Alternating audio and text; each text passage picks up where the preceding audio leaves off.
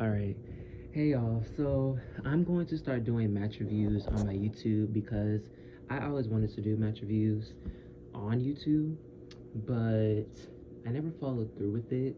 I was gonna start doing them during Money in the Bank 2022, and like I said, I never followed through with it. And so, with that being said, now I'm gonna start doing match reviews.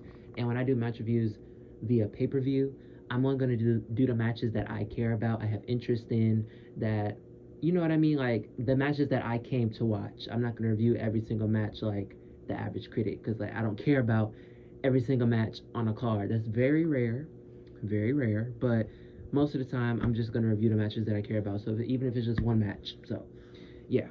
So with that being said, today I'm going to be reviewing, well, for the first match of today that I'm going to be reviewing is the triple threat match for the WWE Women's Championship between Asuka, Charlotte, and Bianca. And so let's see. So this match was the match before the actual main event. So I guess you can say they kind of co-main event the pay-per-view. And in this match, I came into the match. I'm going to be honest, I didn't have high expectations, not because Asuka, Charlotte, and Bianca are mid or anything. It's just I've learned that with WWE as of late, if there's a triple threat match with a high anticipation build up, the match itself probably won't be as good as you would want it to be. And don't get me wrong, this match was good, but when you see who's in the match, which is Asuka, Charlotte, and Bianca, you would be like, it's good. But if they were in like the ring together and it was like their prime versions or their more consistent versions of themselves, it could have been way better. Like, not saying it was bad, but all what it really could have been if it was like, you know what I mean? And so, and speaking like with triple threats and having a high anticipation, examples of that like the crown jewel triple threat match between Becky Lynch, Bianca Belair, and Sasha Banks. The build up was amazing. I thought the match would be amazing, and they didn't have the worst match, but I will say that I wasn't the biggest fan of that match. I've learned to tolerate it more and give it more leeway, but I'm not the biggest fan of it. Same thing with WrestleMania 35, and many other triple threat matches. And so let's talk about this triple threat match. So first, let's talk about the gears, and before we talk about the actual match. So Charlotte's gear. I'm gonna be honest with y'all. I'm no fashion guru. I'm no fashionista, no fashion icon, but I personally was not a fan of Charlotte's gear. I loved her robe. I really loved the robe and how she had the hood on. I really found it elegant. It fit her, the whole queen moniker, so well. It was so unique. I loved it. And then when she took the robe off and she showed like the actual gear, I was like, I'm not really the biggest fan of the gear. And the thing is, I don't really think the gear itself was ugly. I just don't think it really was a gear for Charlotte. You know what I mean? Like, some gears aren't ugly, they just aren't for certain wrestlers. And I feel like this gear that Charlotte had on for SummerSlam, it just wasn't a gear really for her, if that makes sense. If that comes off as like misogynistic or body shaming, I apologize. That's not my intention. It's just I'm not. If you get what I'm saying, you get it. I don't really know how else to word it. I'm not trying to body shame Charlotte or be misogynistic. I just feel like this gear would have looked better on somebody else. That sounded mean, but I really don't know how else to put it. I'm sorry. Next, Asuka, her gear. Asuka's gear wasn't really anything. When it comes to gears with Asuka, I feel like she cares more about her mask, her robes, and her face paint. Because with gears, it's just kind of, she'll have a format for a gear. Like, she changes her gear format like every 2 years. I kid you not, or like every other year. And so she's having, with this era of her, so she has like pants, kick pads, and a bra. And so this time it was green. It has some yellow on it, and I think some teal on the leg part. I liked it. This was actually a really nice Asuka gear. Love the face paint, and I love the contacts that she had. I love the face paint. I love the hair color, of course, the hair dye. Love the robe. So I was a fan of Asuka's gear. I liked it. And then we have Bianca's gear. Bianca had the best gear out of all three women, in my opinion. She really, in my personal opinion, call me biased all you want, but I feel like Bianca Belair has the best gears out of any women's wrestler, past, present, or future. I know some people may say somebody like Melina or Sasha Banks or Mercedes Moné, Sasha Banks slash Mercedes Moné, Trish Stratus, but I feel like personally the woman with the best gears in women's wrestling. Some people say Charlotte. Um, the best woman, the woman with the best gears, in my opinion, is Bianca Belair, and this gear showed that. Like when she came out with the it was just amazing, like iconic. Like she has some lackluster gears. I'm not gonna lie, but when it comes to the gear conversation, 99.99999% of the time, Bianca is gonna do it every single time. And this gear was no different. And then she had this, because I believe the promotion or the sponsor for this event was C4 Energy Drink. She came out with the C4. Okay, so it was C4 sponsored it, right? And I think the whole theme of SummerSlam this year was like race cars, like NASCAR almost. It's kind of weird that NASCAR wasn't a sponsor for this. You would think that they would collaborate with them. And then Sasha, like in 2021, she did something when she was like a flag girl for like one of the race cars. Why didn't they do? Maybe because they were in Detroit. Who knows? But that's neither here nor there. So the theme of SummerSlam was race car theme, and C4 Energy Drink was the sponsor. Bianca came out with the C4 Energy Drink when she did her little braid twirl, drunk some of it, put it down, and then the gear itself was race car theme. Like storytelling, I don't know, storytelling, iconic. Like it was just amazing. And then I really loved how her braid was. It was really nice. And of course, she looked beautiful. Her face card is very beautiful. She's a very, very valid. She's a very beautiful woman. Montez Ford is a very lucky man. So in my opinion, Bianca Belair, she had the best gears out of Charlotte and Asuka. I feel like her gear was the best. If I'm gonna rank the gears, I'm gonna say Bianca, then Asuka, then Charlotte. That's my opinion. I'm not trying to say like, oh, like, they can't dress or anything like that. That's just my personal opinion with the gears on my preference on who I think have best or worst. So the match itself. So the match started off pretty solid, like pretty good. It was like a striking sequence, as expected. You have Asuka in the match, you're gonna get a striking sequence one way or another. And so it was like an average triple threat striking sequence, but they all went for their go-to strike. So Asuka went for a kick, Bianca went for a forearm, Charlotte went for a chop, and they all like all of it missed. So it was like, oh, all right, like I got my guard up, like I see you, you see me, you see me. And so they just had some back and forth action. And when they were doing back and forth action, it wasn't like fast paced, but it wasn't slow paced. It was like a good mixture of slow and fast. Like it was average pace. That's what I'll say, average pace. And so Asuka got out the ring, and then Charlotte and Bianca were in the ring, and they had some in-ring sequences. And so Bianca did her like front handspring evasion, then she dropped down, and then Charlotte did her back spring evasion. She did a double back spring actually, but she did it a little bit more slower. And then they just had some back and forth action, back and forth. And then eventually Charlotte got knocked to the ring. Asuka and Charlotte are outside the ring, and then Bianca added a new move to her moveset, by the way, a slingshot. She might have done this before, but I think this is a new move. But she did a slingshot plancha that Charlotte used to actually use a lot in NXT, on Charlotte and Asuka. So I don't remember who she threw into the match, but regardless, the match is still going on. Eventually, Charlotte's in the ring, and then eventually Charlotte just starts. No. Before Charlotte even got there, I think Asuka got thrown into the ring, and then before Bianca could get into the ring, Asuka tried to do a Shining Wizard, and I think she tried to kick Bianca in the face, but she ended up kicking her like in the forehead or like the top of her head, the crown of her head.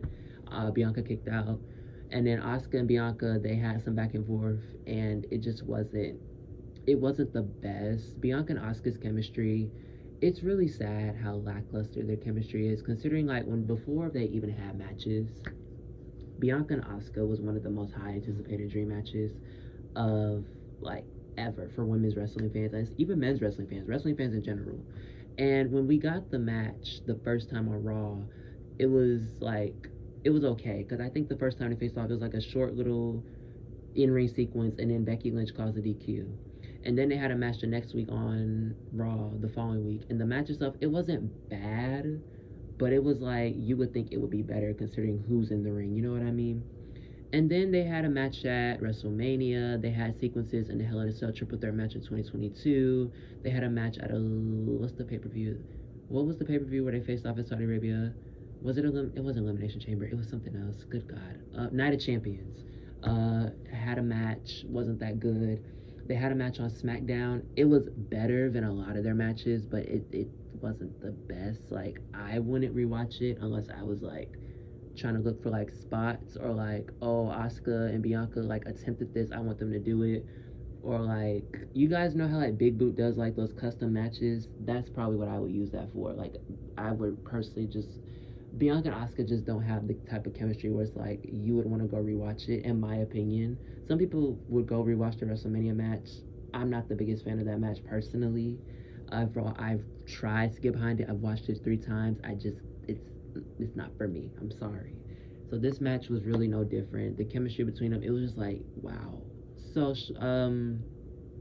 eventually Charlotte gets back in the ring. When I tell you, she started dominating them. Like, she came in there just dominating, and then eventually she got them into the corner. But before she could like do the move that she was gonna do, she had a wardrobe malfunction, and so she literally just walked up to the ref and she said, "Can you fix this?" And she said, "Yeah, sure." So she was doing that, and so while to buy some time, Asuka tried to attempt the Asuka lock, and I don't know what was happening. Like, she tried to do the Oscar lock in the corner on Bianca, and it was just like, what did she do? Like, I thought she was doing a bear hug, not the bear hug, a sleeper hold. And I was like, what is she doing? And like, what is going on? And I was like, is that the Oscar lock? And then Charlotte did a front handspring, and then she did a clothesline, and Oscar didn't really look like she sold it that well. Then she hit a big boot on Bianca. Then Oscar hit a boot in the corner, and then she ran up on Charlotte, and Charlotte kicked her down with a boot. And then Charlotte did a natural selection, and a double natural selection actually, and she nearly landed on both of their heads. I was like, she tried to squash them literally, but she did it. It was very brutal. They kicked out, and then after that, it was just kind of like triple threat action. Just like whoever had momentum had momentum. Whoever didn't didn't. So memorable matches, like memorable not matches, memorable spots. Let's see. So Charlotte did a double crossbody. It was really clean. It was a really clean crossbody, and she got up like it was nothing. Bianca did a KOD attempt on Charlotte, and then Charlotte had what did she do? Charlotte had landed off the KOD, like when Bianca flips her opponent over. Charlotte lands on her feet, tries to hit Bianca, and then Bianca hits a German suplex. And I don't know if you guys remember, but that was a callback spot to when they faced off on Raw that one time, and Bianca did that to Charlotte. So I don't know if I was the one that peeped that, but yeah. Charlotte hit a moonsault on Bianca. Then Asuka kicked the mess out of her on the outside. She threw Charlotte back in, and then Asuka tried to do the little DDT that she did on Sasha Banks and Bayley at SummerSlam. So that was a callback spot too, because that's when she first did the move in WWE at SummerSlam. And when she did it on Charlotte, it didn't really execute that well, but that's neither here nor there. I'm not gonna hold y'all. Well, I'll. Is he snoring? I'll get to Asuka. I'll talk about Asuka like as a whole in a minute. Let's just talk about the memorable moments in the match. Asuka tried to do an Asuka lock on Charlotte, and then Bianca had broke it up with the little handspring moonsault, and then Bianca tried to do the handspring moonsault again or earlier before the Asuka lock spot, and both Charlotte and Asuka got their knees up. And then Charlotte and Bianca were in the corner after Charlotte did an STL backbreaker to Bianca. And then she did a double moonsault, one of her better moonsaults. You could just still tell it was just like, it's not like the best moonsault, but for Charlotte's standards, it was actually a really good moonsault. It was like the form was beautiful. She landed on them. It was really good. And then Bianca got thrown outside the ring and hit her knee on the steel stairs, and all you heard was a loud bam. And then she just started screaming. It's just like, is she okay? Did her knee just give out? Like, I thought we was gonna have another Tegan Knox moment, because I'm gonna tell y'all, it was so loud. Like, I legitimately thought she was injured. I said, oh my god. And then Charlotte just looked at her like, what is wrong with you? Like, girl, you just dropped her. What do you mean? Okay. And y'all, it's like she be trying to injure the black girls on purpose at SummerSlam, because remember when she faced off against Sasha and nearly like broke her back in half, like she was Bane from Batman? Like, I'm glad Naomi and Charlotte didn't have no. Ooh, imagine if Charlotte won the Battleground Fatal 5-Way, and her and Naomi had the SummerSlam match instead of Naomi and Natty. She would have tried to injure Natty. Like, remember when Natty did the slingshot catapult into like the LED thingy? Charlotte would have tried to do that, but she would have did it like more aggressively. Ooh, she used to be trying to kill the white girls at SummerSlam. I don't know what it is. Like, that white side be coming out at SummerSlam. Anyway, so Bianca got like pulled out of the match, and then Charlotte and Asuka were fighting. Bianca got back into the match, and she was limping on one leg, and Charlotte at this point had the figure eight locked in. and Asuka was screaming, and she looked like she was about to tap out. I was screaming, Asuka, when I tell you my emotions were up high because I did not want Charlotte. When I say I did not want Charlotte touching that title. I don't want Charlotte to. I'll talk. I'll get to that in a minute. I'll get to that in a minute. But Bianca had did a 450 splash, one leg, like she was injured.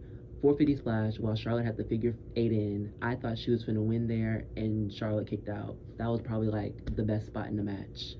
Um, and then after a while, I think Charlotte had got the figure 8 in on Bianca, and then Asuka got like put out the ring, and by the time Asuka got back in there, she did the poison blue mist on Charlotte while she had the figure 8 in, and then Charlotte dropped down, so she still had Bianca locked in, so it went from a figure 8 to a figure 4. Then she tried to kick Bianca in the head. Bianca dodged it while being in the figure 4, and she did a small package pin on Asuka, and then she won the championship. There was more stuff that happened, but it was like a 20-minute match. Who's gonna remember everything that happened in a 20-minute match? And they literally only watched it twice. And then the first time they watched it, they were in and out because they were doing stuff. Nobody can remember all that. But long story short, the match was a good match. I feel like it was a good match. They ate it up. I'm gonna give it personally a 4-star rating. Did really good. Bianca won, and then eventually Io Sky came in, cashed in, so now Io is the new women's champion. So we had 2 back-to-back women's champions in the same night. Both of them were POC women. We love to see it. Who was I rooting for to win the match? I wanted Asuka to retain, personally. I wanted Asuka to retain. I wanted her to pin Charlotte or submit Charlotte specifically because of their history. She already like pinned Bianca to beat the champion to win the championship. Like, okay, so here's the thing. I wasn't mad at Bianca winning. It's just if I was booking it, I wanted Asuka to win the match, and then she would have submitted Charlotte, and then she would have feuded with somebody else. Bianca comes back, gets her lick back, then she beats Asuka, like redemption wise. Then Io would have cashed in. I'm not mad at Io cashing in. I just wish they would have waited. That's all. But regardless, TJ or whoever produced this, they still did a really good job. Because regardless, I loved everything that happened. Well, almost everything. Because there were a few things that I wanted to talk about. So let's talk about it. So number one, I feel like Asuka, and this is gonna come off as disrespectful. I feel like Asuka was. This isn't to be disrespectful, by the way, but it's gonna come off as disrespectful because I know how Asuka stands have been as of late this year. So tread lightly. I feel like, respectfully, Asuka was the weakest link in the triple threat match. I feel like I you would think Asuka being the best overall in-ring competitor out of Charlotte and Bianca, that she would be the one to kind of be like the sharpest one, the sharpest tool in the shed, if you will. But when you go and watch it, you're like, okay, let's say you're showing a wrestling fan Asuka, right? And you're like, oh, she was a multi-time women's champion, right? And the first match you showed them is SummerSlam. They gonna watch the match. They're gonna be like, okay, so she's Japanese, she got the face paint. Like, what is she, Pennywise? Like, no, you got to explain her character. Like, okay. Then the match starts, and after the match, after they done watching it, they're gonna be like, so she's supposed to be the GOAT. This the one you like so much. This is, what's her name again? You're gonna be like, her name Asuka. This Asuka? Yeah, this Asuka. And you said she was good. Like, it was her performance. It just wasn't everything you would think it was. And I said this earlier. I feel like Asuka has really deteriorated as a wrestler. I'm not trying to bash her, but like, y'all, like, come on now. It's kind of obvious. Like, she has really deteriorated in like every single category. And this match, she was really no different. She was really repetitive. Like, she just kept kicking everybody. I kid you not. And then when she would try to do something different, it just, nothing really executed right, like at all. And then sometimes even when she would kick Bianca or kick Charlotte or do backfists or striking combos, the kicks either wouldn't they wouldn't connect, or they just weren't effective. So it was just like, what is going on? Like, honestly, you would think it would be a better off if Charlotte and Bianca just faced off, and Bianca just would have broke Charlotte's SummerSlam streak clean, and then Io would have beat her with no Asuka involved. Because that's literally, like, when you watch the match, that's literally what it gave. Like, literally what it was.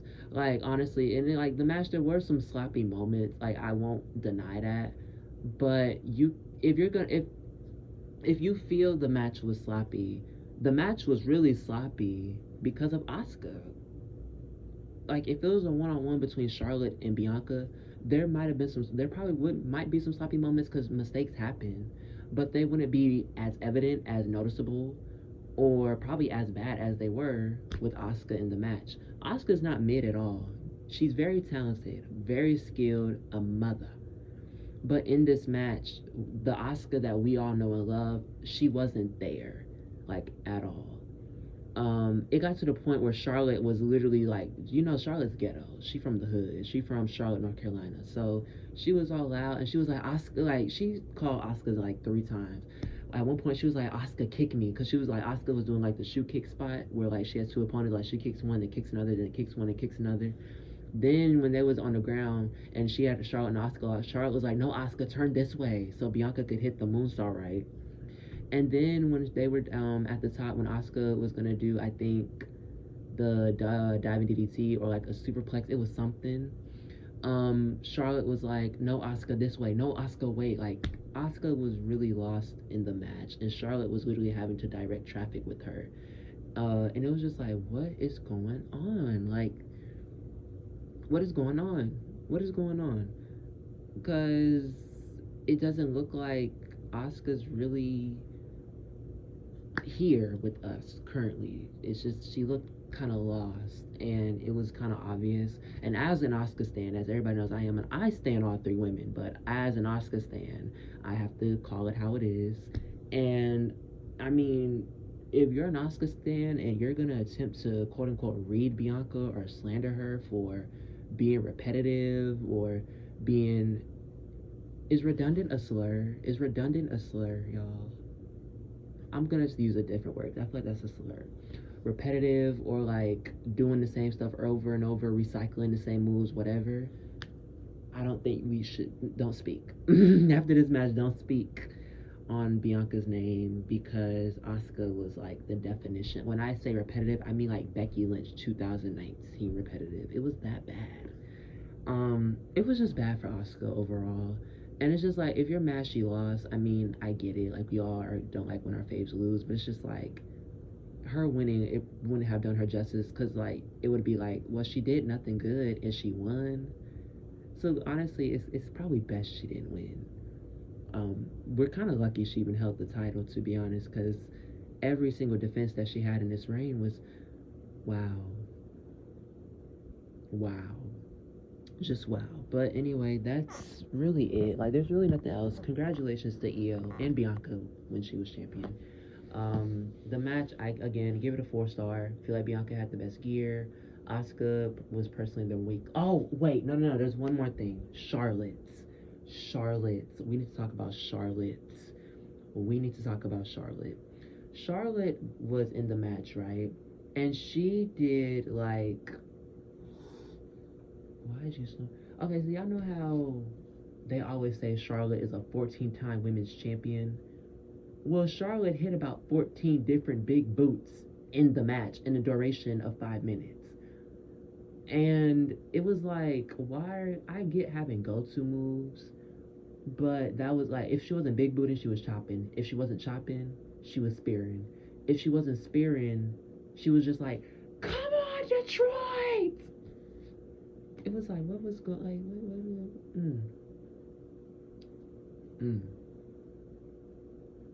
Like, Charlotte, you have a really great moveset. Like, I really wish she would have varietized with her moveset a little bit more. Because she just kept big booting Asuka and Bianca. And it got to the point where it's like, do you have something else that we can use?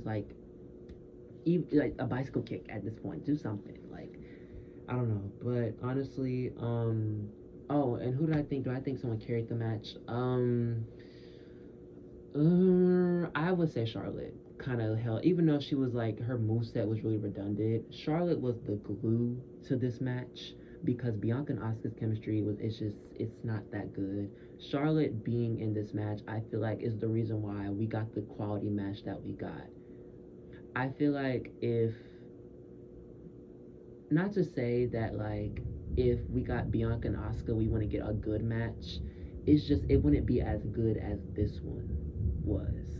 And I feel like it was that good because Charlotte was the glue to the match. Like Charlotte is a triple threat queen. She's gonna make sure that people have their chemistry, or at least good enough chemistry, or good enough of a match to say you did it. And her being in this feud really helped elevate Bianca and Asuka and whatever they had going on. Because before Charlotte got involved, it was like, this is so sad. Just wow, like this is what we've come to. So instead of thank you Trish, I think we should say thank you Ashley, because she was really like the only reason we got what we got, literally. This video is 26 minutes, 25, 26 minutes. This is really sad. Wow. But that's it, y'all. If you're here at this point, thank you for listening to me talk about this match. But this match was really, it was the longest SummerSlam match, so it was obviously gonna be a long video. But like, comment, share, subscribe, and let me know what you think about Charlotte, Asuka, and Bianca SummerSlam triple threat match.